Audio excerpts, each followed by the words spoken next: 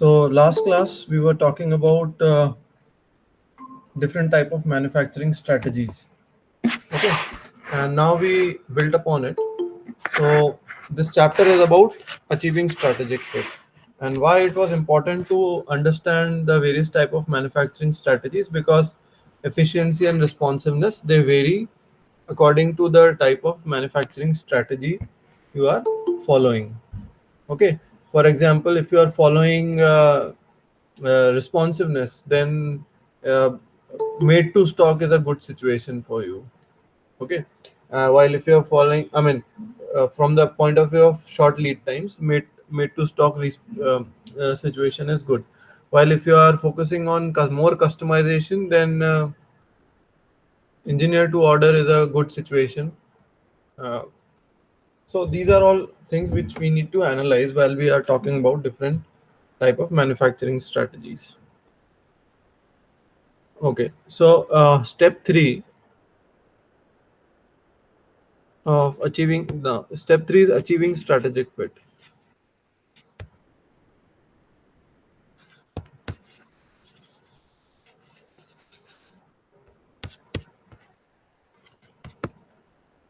Uh, there are two extremes we know, uh, that is responsiveness and efficiency. So efficient supply chain we can say is, let's say, supply chain of steel mills. Why steel mills? Because it is done, the production is mostly continuous, and it's a mass production, so they keep on doing it and the volume is very high, so they can afford to be efficient. And highly responsive supply chain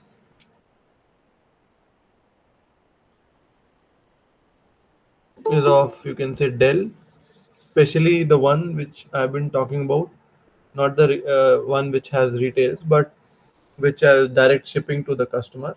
So that is a very responsive supply chain. So overall, the goal of achieving strategic fit, you can say, is to target high responsiveness for supply chains facing. So high responsiveness for those situations in which supply chain are facing high implied demand uncertainty.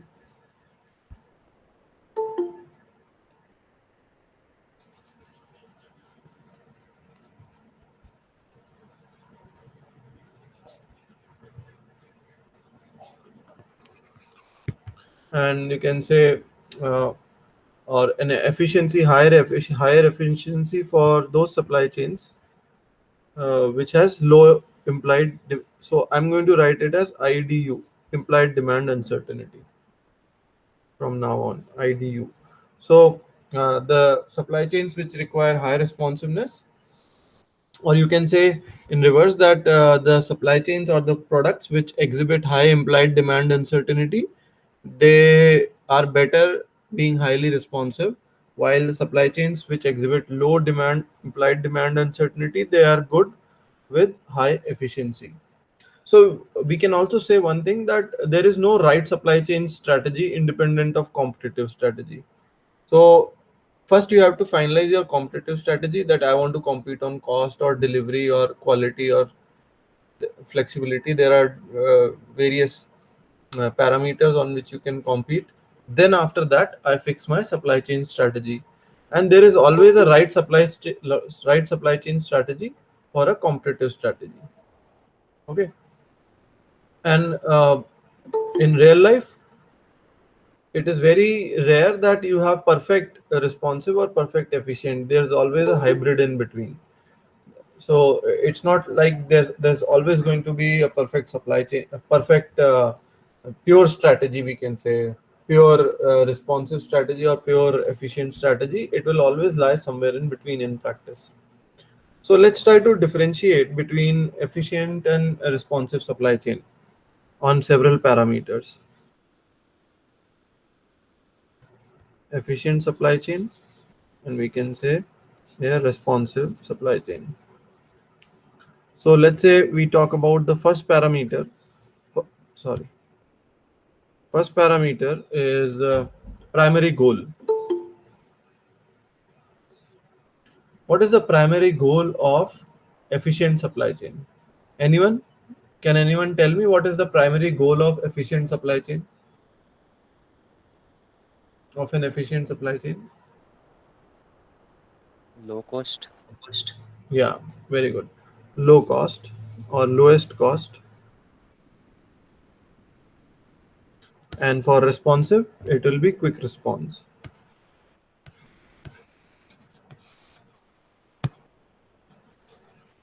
Then next, product design strategy.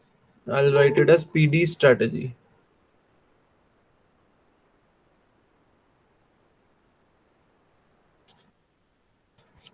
Product design strategy. Now, when you are designing a product for efficient supply chain, the idea is to minimize product cost. Minimize product cost. Okay. While what will be there for product design strategy? Anyone? I've given you example of Asian Paints. Can you relate it with that? Because you can consider that to be highly responsive. So when you are developing a product, what kind of product would you like to make? Anyone?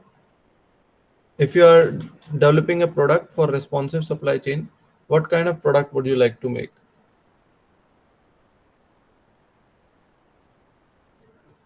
Customize. Very good. So modularity, I'm using some technical words. Modularity to allow postponement. So I'm writing modularity to allow postponement.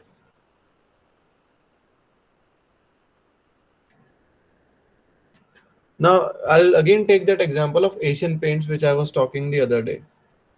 Modularity means you make it in some standard sub-assemblies or some standard pieces, so that when customer wants it, you can assemble it in different ways and then you can give it. Like Asian Paints does that. It is postponing. Postpone means postpone the making of the final product and get it close to the customer. Make the product as close to the customer as you can. Like Asian Paints, you are doing that. In furniture, it is very much popular. Postponement, where uh, there are companies like IKEA is there. Now it is there in India also, IKEA. So I'll show you a video also how it is, how they are postponing it. They're making the product in some standard sizes. Okay, and the all the furniture is made up of some standard blocks and all those things. So you can get multiple variety with the standard units. Okay, like you have modular kitchen in your houses, so you can get different shapes of that.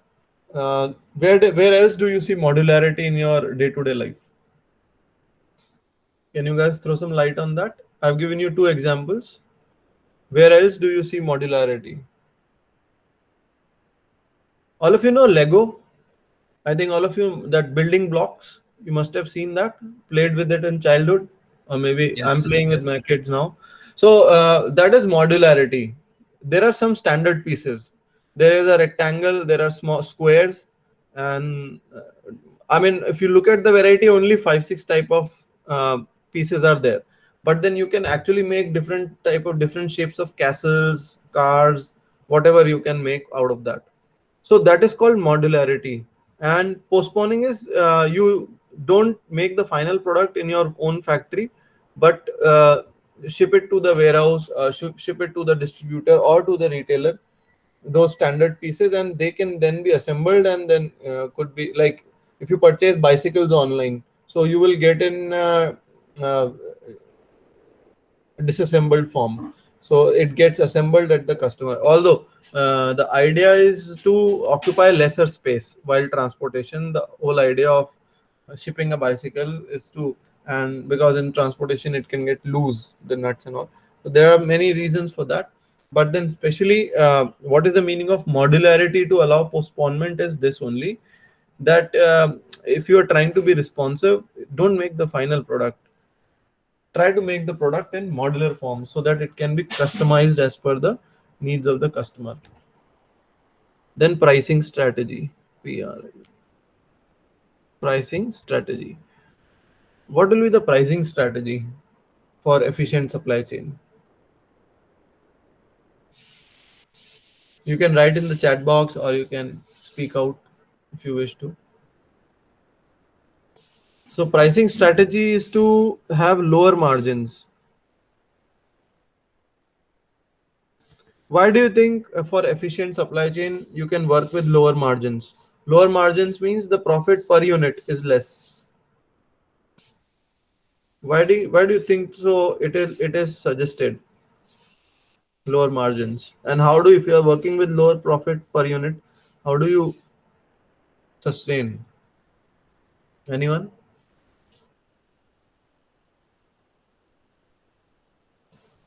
I'll clean it. Lower margins.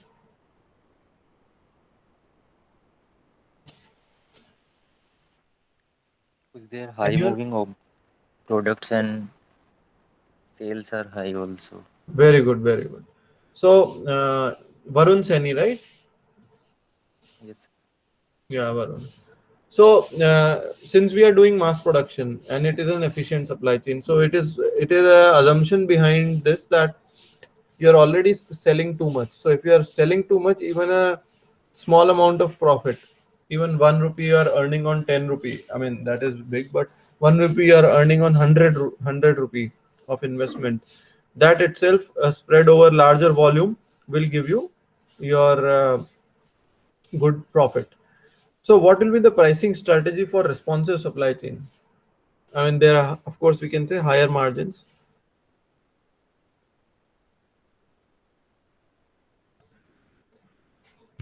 Higher margins. Then you have manufacturing strategy. You can say manufacturing, not at strategy because we already talked about it. Manufacturing approach. So if you are manufacturing for efficient supply chain, what should be your approach?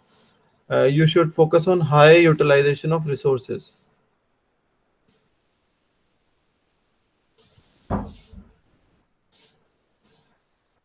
High utilization of resources. So your machine should not stand idle, and keep your workers busy if you're paying them because your margins are less in that. So that's how you do that. And in responsiveness, what will it be then?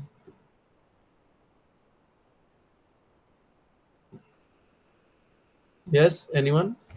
What will happen in the responsive manufacturing approach? So it will be capacity flexibility.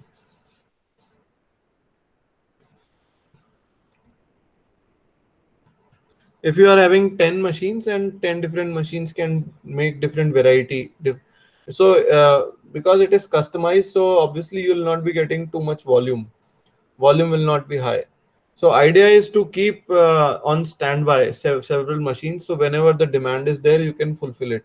So anyway customer is paying because the higher margins are there. So manufacturing approach would be to have capacity flexibility. Then you have inventory strategy.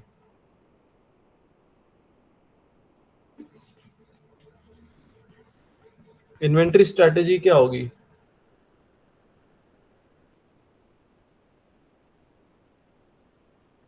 Inventory strategy would be to minimize inventory because you are working on lower margins, so you can't afford to have a lot of inventory sitting in your warehouse. You are doing mass production and it should be continuously moving out. So your idea or whole inventory strategy would be to minimize your inventory. But for responsive supply chain, it would be have buffer inventory, for the simple reason that you want to be responsive. No shortages are allowed. you have to be best on your foot every time, so you have to keep inventory. Buffer inventory is kept. Okay. Then you have lead time strategy.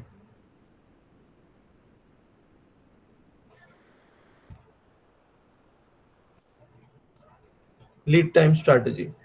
Uh, so lead time strategy would be to reduce the lead time, but not at the expense of greater cost. So it's like you place an order and you say, ship me the product for free. So he'll say, the other person will say, I'll give it to you in 15 days. Okay. Then you say, no, I want it in 5 days. So then in efficient supply chain, you refuse that. Okay. I will not be able to give it. Sorry. So reduce lead time, but not at the cost of, not at a greater cost. But if the same situation is there in responsive supply chain, here we say aggressively reduce the lead time. Aggressively reduce lead time, and even at higher cost. I mean, the customer is not price sensitive, so they'll be ready to pay at a higher cost. Then you have supplier selection strategy. Supplier selection strategy. So it will be based on, if you're selecting a supplier in an efficient supply chain, you will be focusing on cost and low quality.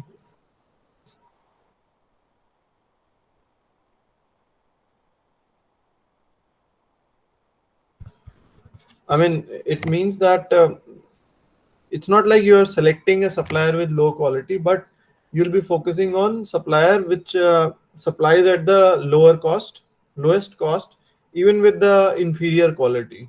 Okay.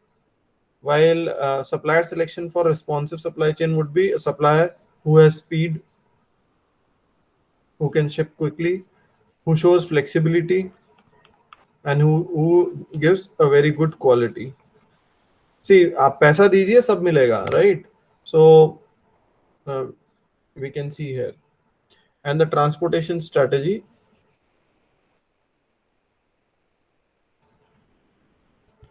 Here, transportation strategy would be to select low cost modes of transportation.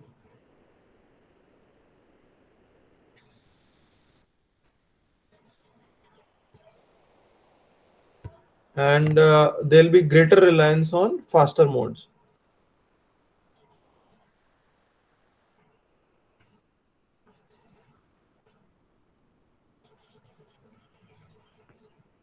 There'll be greater reliance on the faster modes.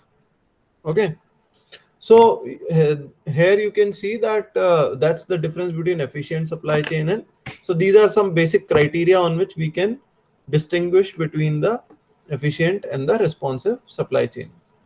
Now, if I'm designing a supply chain, efficient supply chain or a responsive supply chain, my network, how what will be my network design characteristics? So let's say network design character. We talk about efficient supply chain and responsive supply chain from the point of view of channel design characteristics or network design characteristics. So at the bottom, I'll write channel design characteristics. So when you are, so the let's talk about the manufacturing, how the manufacturing should be for, if you are talking about efficient supply chain. So as I've told you that make to stock is a good prerogative. Make to stock is very much suited for efficient supply chain. If you got machines running, so how will they be running? So it will be making economic production runs. I will explain that. Economic production runs. Economic production runs means, let's say Um, now you got gas in your house, right? And you can make on gas, you can make chapati, you can make paratha, you can make dosa, right? Now let's say if all these three things have to be made, and there are three people sitting on the dining table, who would like to have, one would like to have chapati, one would like to have paratha, and one would like to have dosa. So what is the problem over here? Can you tell me what will be the problem? Yes, guys, I want answer. You are not interacting. Process Yes. of making the three is different. हाँ, problem क्या है Varun, Process इस of ये situation में? हाँ, तो process अलग है, तो फिर क्या प्रॉब्लम आएगी? आप सबसे पहले चपाती के लिए you will make the dough, okay, yes, and then and what about the tawa, because जिस पे आप बनाते हैं ये, वो तीनों अलग तरीके के होते हैं। लाइक रोटी के लिए आप उस पे ऑयल नहीं डालते हैं, बट पराठे के लिए आप ऑयल डालते हैं। And dosa you can not make on chapati tawa, okay, you need to make it on डोसे वाले तवे पे, right? So yeah, other people are also there besides Varun. They can also throw some light on it. So, what is the right way of doing it? Making all the three things together or one at a time, which will take less time? Tell me one thing. one at a time. One at a time. तो इसमें क्या है? Because you keep the tawa on the gas and then it will take some time to warm up. Okay, so वो time तो idle जाता ही है, because immediately you can't start cooking. And आप every time you make it alternatively, पहले आप रोटी बनाते हैं, फिर पराठा बनाते हैं, फिर डोसा बनाते हैं, फिर वापस से you do it alternatively. Let's say both are, all the three people are going to eat, all the three people are going to eat simultaneously, तो आपको ये ऑल्टरनेटिवली करना पड़ेगा, एक के बाद एक, एक के बाद एक। So every time you have to heat it, तो उसमें आइडल टाइम जाएगा, वेस्ट होएगा नहीं होएगा? यस और no? Other guys are listening और not? I don't know. Yeah. So that will be wasted. So we can understand it that इसमें क्या हो रहा है, आइडल टाइम बहुत ज्यादा हो जाता है।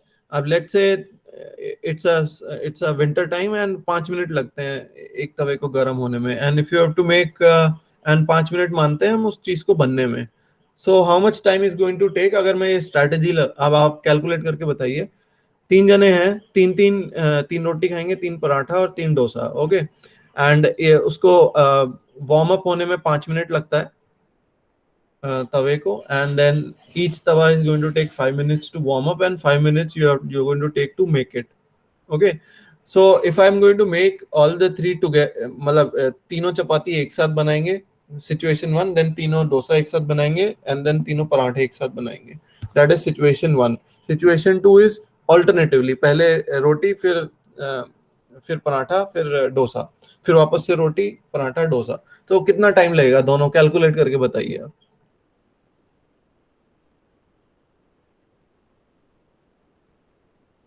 Okay, quickly. I hope you understood my question. I want answer over here. Both situation one, situation two, total time. Chat box में डालेंगे आप. I want answer in the chat box. I'm noting it down how many are doing it. So Rahul is saying 60 minutes in situation one and another one is 120 minutes. Other guys also?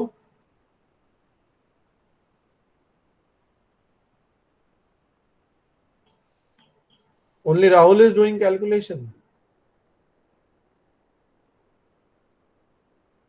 Yes, Deepak, Ritika, Varun, Yukta.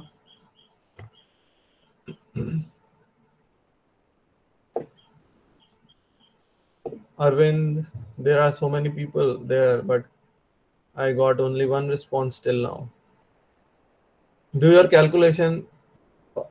Srija is saying 60, 120. Okay.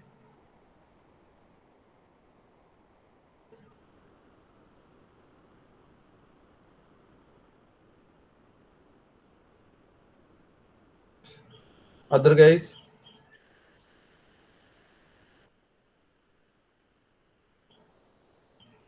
Yukta 60, 180.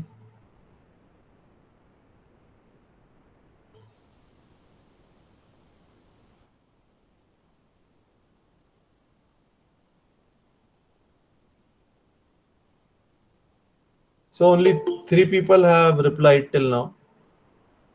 Other people are sleeping still in bed. Okay. So I hope this was the whole idea for the people who are doing still calculating. They can take time and do the calculation later. So this is what we call as economic production run. The case one is the economic production run. We can clearly see that time is money. So it's almost, if we consider Yukta is correct, then almost 3 times. If Sirja and Rahul Chaudhary are correct, then it's going to take double the time. So we are saving a lot of money over here. Economic production run. But आप बता सकते हैं कि इसमें problem क्या है? हम पहली वाली सिचुएशन ही क्यों नहीं लेते हमेशा? पहली वाली सिचुएशन में प्रॉब्लम क्या है? Sir, because if all three are eating simultaneously, then other two have to wait. If we will make all three chapatis first, then the person eating parathas and dosa will have to wait. Yeah, good Yukta. So you can see over here now that एक efficient supply chain है और एक responsive है. Efficient कौन सी है? जिसमें time minimum लग रहा है बनाने में. Economic production run कर रहे हैं. बाकी बैठे हैं customer, कोई फर्क नहीं पड़ता. They can wait. आप सब तीनों customer को बोलेंगे आप बैठिए चुपचाप. तीनों को कुछ नहीं मिलेगा. पहले सब कुछ बनेगा. फिर मिलेगा. Right? So and the second situation is कि you have to keep all the 3 customers happy. तो एक तो आप घर में जो सिचुएशन 1 है वो आप घर में प्रैक्टिस कर सकते हैं, बट द सिचुएशन 2 इज वो आप रेस्टोरेंट में फॉलो करेंगे. You have to be responsive for everyone. So that's the situation coming over here. So that is the meaning of economic production run when you are doing in batches. आप together एक साथ बनाते हैं. जब भी आप तवा चढ़ाएंगे तो एक साथ ही निकालेंगे आप इतनी रोटी, right? So that is the meaning of economic production run. Then they, in efficient supply chain, they keep finished goods inventory.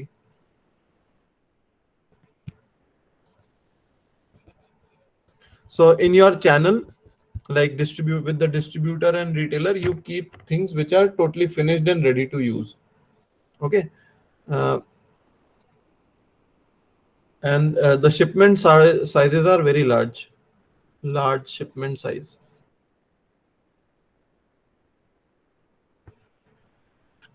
To exploit the economies of scale, large shipment size. And the last one you can say is batch order processing.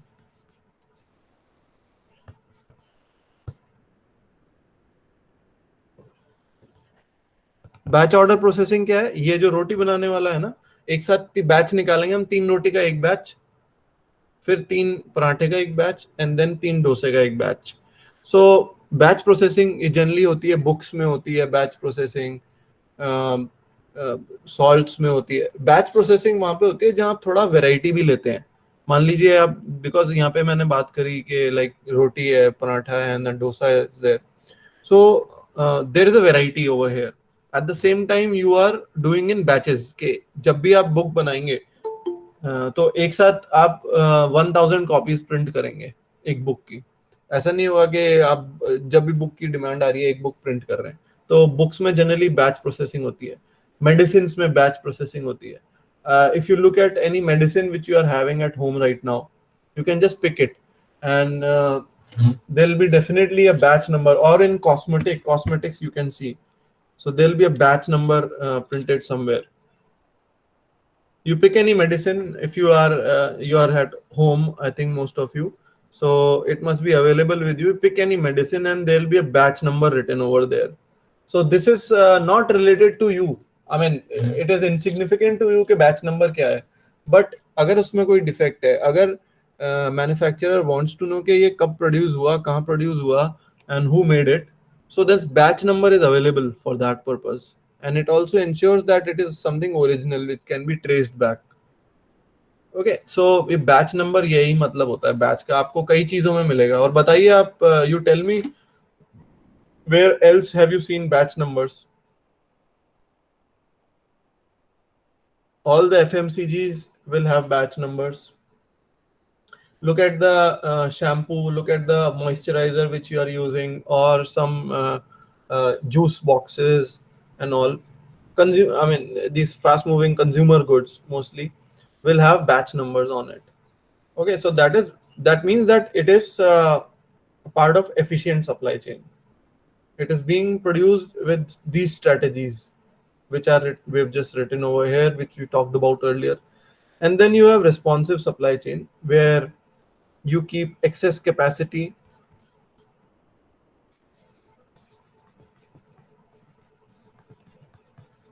of production. There are quick changeovers.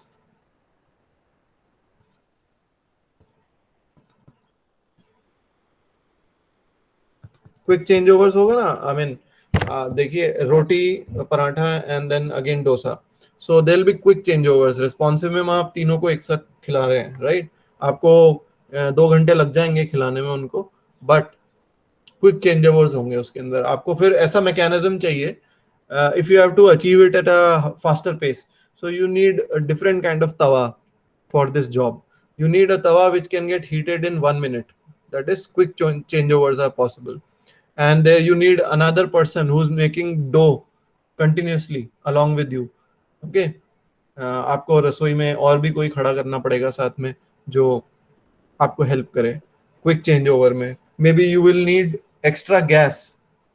If you have only one gas, then it is a difficult. So if you have to reduce it in 1 hour, आप एक extra gas भी लगाएंगे साथ में, या दो, आप 3 gas लगा लीजिए. सो यू कैन क्विकली आधे घंटे में आप तीनों को खिला सकते हैं with help of one more extra person, right? So ये रिस्पॉन्सिव सप्लाई चेन में होगा. You will be requiring more investment. Short lead times.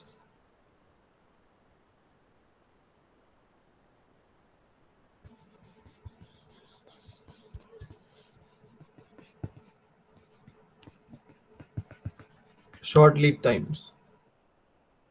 Okay. Obviously short lead times because आपने इन्वेस्टमेंट किया है, अपने प्रोडक्शन की आपकी कैपेसिटी बढ़ाई है.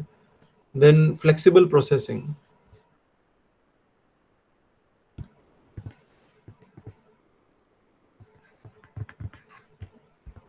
Flexible processing. Then suddenly another fourth person comes and he says, I want puri also. Okay, so now you will try to have another kind of situation. ऐसी device आप innovate करना चाहेंगे कि ये चारों चीज एक ही उसमें बन जाए सेटअप में. Okay, in your regular household that is not possible, but industry people will find out a way to make all four things in a machine जिसमें ये चारों चीज बन जाए, इसमें डोसा भी बन जाए, पूरी भी बन जाए. In fact, that is a whole different ball game altogether. But again, ये flexible processing होती है. Okay, so आपको उसमें इन्वेस्टमेंट करना पड़ेगा, R&D करना पड़ेगा. Then mode of transportation is premium.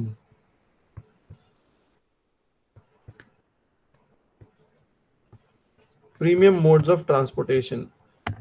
आपको ज्यादा कॉस्ट लग रही है, बट आपको जल्दी से जल्दी you have to ship it to customer, then it's a premium mode of transportation which you get. And it's single order processing.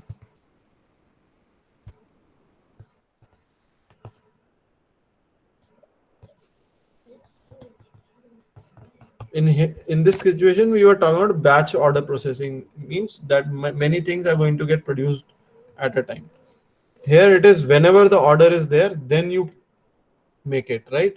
So it's not necessary कि अब आपने 3 चपाती तो बना ली, 3 डोसा भी बना लिया, but then one person said, I am full, मेरे को उसको सब्जी पसंद नहीं आई है, I am full, मैं 2 रोटी में ही मेरा पेट भर गया है. तो एक तो वेस्ट हो गई ना रोटी आपने एक्स्ट्रा बनाई है जो. So that is in responsive supply chain, single order processing is there. तो एक ही ऑर्डर, जब भी ऑर्डर आएगा वो बनेगा. Okay, so your mother often will say that I'll make जितना खाओगे उतना ही बनेगा, right? Wastage allowed नहीं है. You must have heard it in your household. Okay, so that is responsive supply chain, single order processing. Now, this is the last part of chapter 2 that we are talking. Tailoring supply chain for handling implied demand uncertainty. Tailoring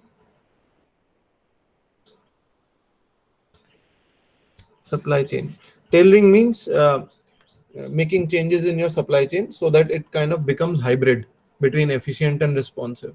So this is, you can say, most common form of supply chain which we find around. So let's say ये पूरी uncertainty है आपकी, है ना? Extent of implied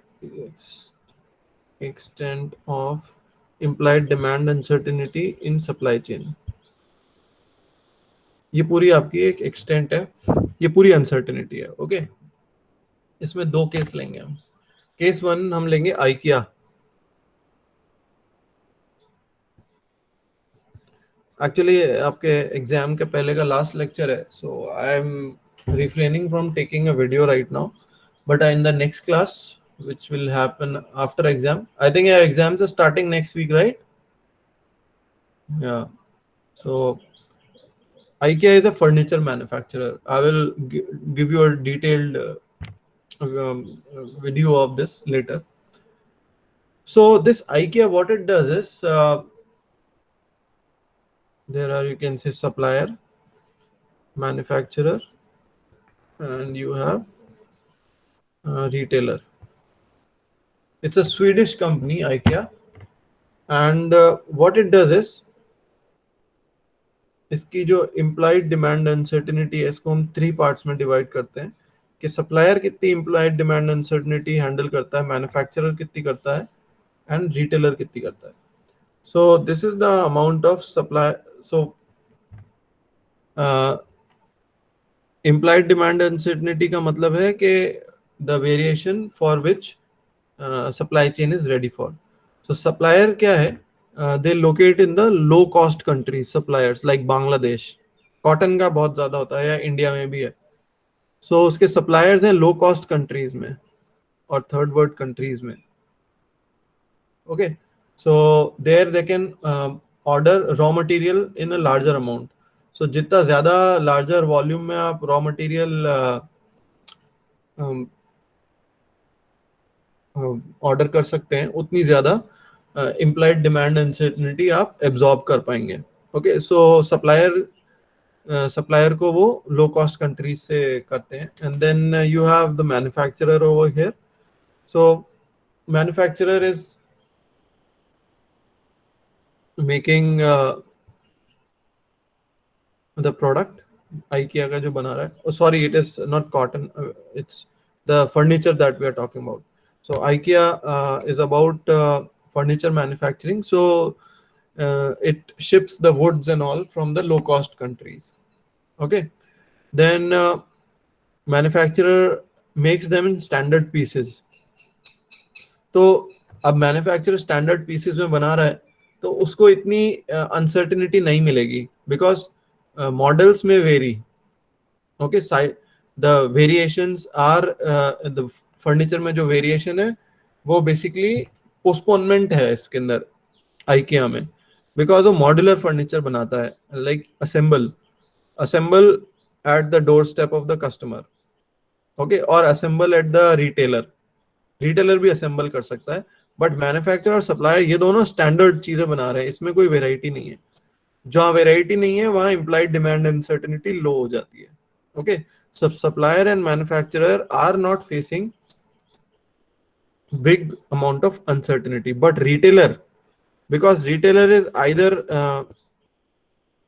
इसमें maximum जो implied demand uncertainty है वो रिटेलर एब्जॉर्ब कर रहा है IKEA में, बिकॉज जो भी पोस्टपोनमेंट की वजह से whatever product is being made is being assembled either at the doorstep of the customer or या फिर at the doorstep of the retailer. Okay, so the final product is at the retailer. तो जो variation है product का, all that variation is absorbed by the retailer. Supplier or manufacturer, they are making some standard things only. Supplier है, manufacturer वो low cost countries से furniture मंगाता है तो उसको सस्ता पड़ता है, I mean the wood सस्ता पड़ता है, and then it goes to the manufacturer. I'll show you के wood में manufacturing क्या होती है. So we'll talk about that in the next class. And then you have retailer जो absorb कर रहा है uncertainty, because जो भी variety offer हो रही है furniture में वो सारी retailer is exhibiting that variety. Okay, so and on the other hand we have England Inc. The England Inc. is also furniture manufacturer, इसका भी आपको वीडियो दिखाएंगे, दोनों का next class. So England Inc. also, but it is very contrasting as compared to IKEA. England Inc. customized furniture बनाता है, just like IKEA, but then the customization is not happening at the retailer, and उसकी वजह से England Inc. को काफी नुकसान भी हुआ है. So here you have supplier, here you have manufacturer, and here you have retailer. So if we can split the spectrum of implied demand uncertainty, we can break again into three.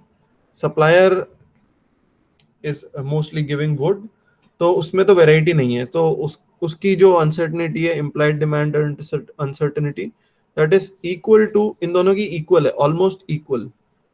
Supplier के लिए implied demand uncertainty equal है England Inc. and IKEA की, both. But then manufacturer, you can see over here, which is manufacturer is England Inc. He is absorbing maximum amount of uncertainty, manufacturer. कैसे? जो भी customization है वो manufacturer कर रहा है, and he is giving the final finished product to the retailer. Unlike in IKEA, इसमें IKEA में manufacturer modular modules देता है, फिनिश प्रोडक्ट नहीं देता है, फाइनल फिनिश प्रोडक्ट जो कंज्यूमर यूज कर रहा है. बट मैन्युफैक्चरर में final finish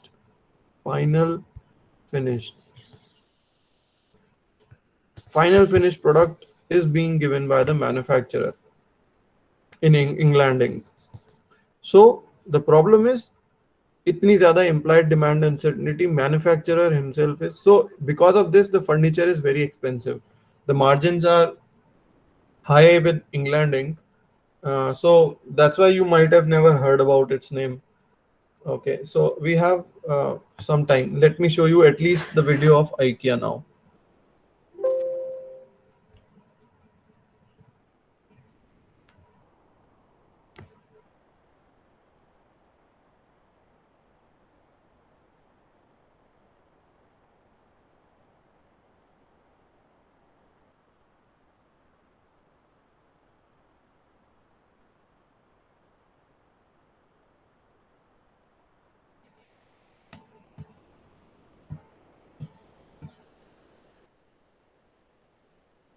You can give the attendance also. This warehouse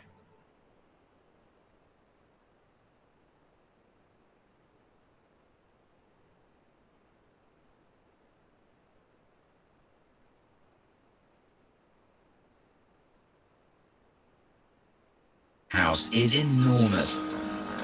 It's 8 stories high and covers an area the size of 60 football pitches.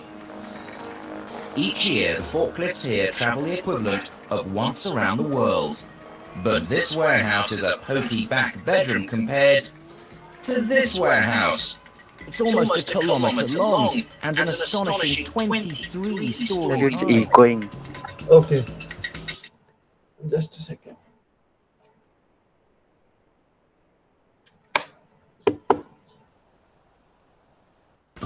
This is one almighty mother of a warehouse. Now it is fine. Yes, sir. It's one of the biggest in the world, and all there is inside it is flat pack furniture.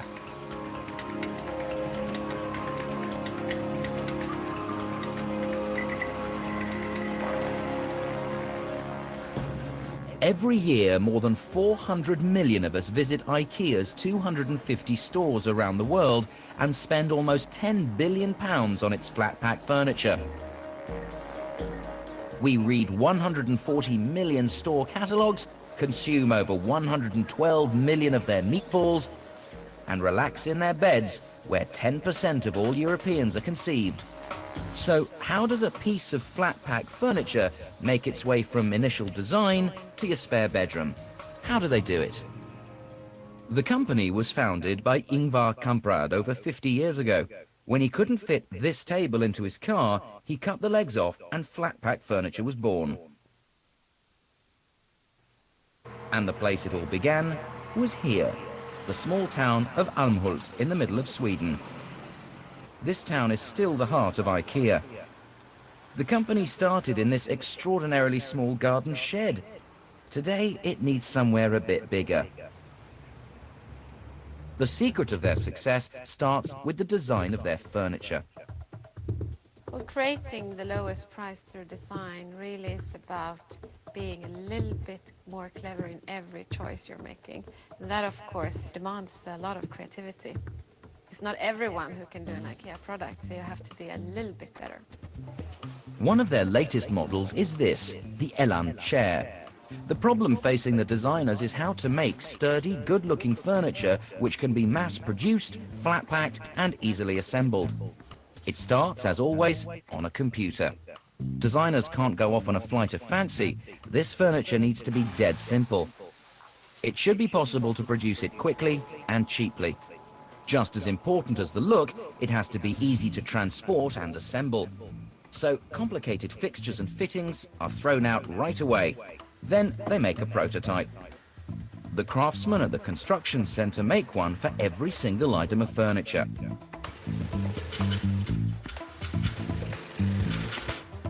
Once built, the prototype chair is sent to the test center. Here they see how much pressure it can withstand before tipping over,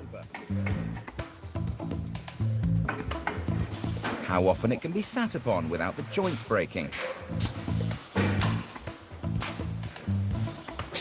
and how it'll cope with being knocked over.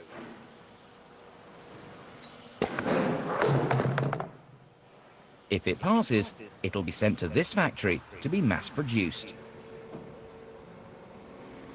As well as being a new shape, these chairs are also made from a new kind of material.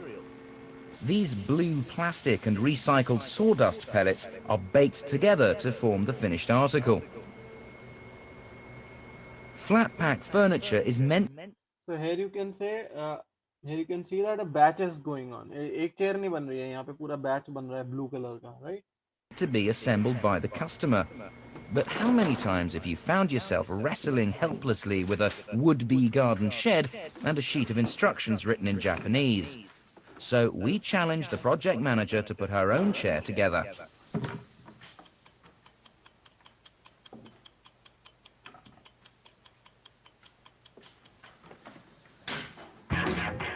Okay, so she succeeded, but we had to speed her up. Now they've got to get their new chair into a flat pack. But how do they manage to flat pack countless millions of items of such different shapes and sizes quickly and economically?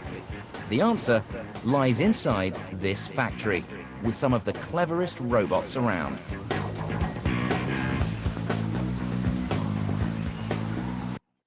So they are actually doing it. This is a flexible system. Programs are fed into robots to pack a certain type of batch. So the movements are all fixed for a typical type of batch with a certain box height and all. So this is called flexible because same machine can pack different type of boxes. Before these robots arrived, all their flat packing was done by hand, with each human packing about 20 items an hour. These robots handle any shape and size of item and flat pack 720 an hour. And they work 24 hours a day, 7 days a week, 365 days a year. And once the packing is complete, the flat packs are sent to the distribution centers at Almhult, ready to be shipped around the world. Flat packing is essential to keeping prices down. There's money saved in storage and transportation. But there's also money saved from economies of scale. And when it comes to scale, here they like to think big. On how do they do it, we like to think we bring you some amazing stories. We like to show you the tallest this and the longest that, but sometimes it's just too hard to describe in words. So we thought you needed to see for yourself how big this warehouse is. You may remember the end of that Indiana Jones film where the Lost Ark gets filed away under the magical artifact section of some humongous government warehouse. We'll take it from us. This one's bigger. Just to remind you, each aisle is a kilometre long and a mind-blowing 23 stories high. And if there's something high up you can't reach, you'd better ask for help. Now, where did we put that ancient holy relic?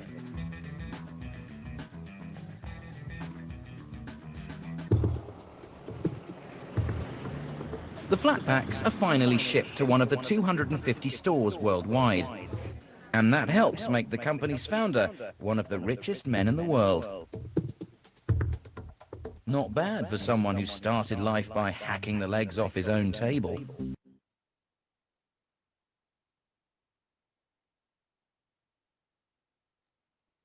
Okay, so we will talk more about it in the coming classes. That's it for today.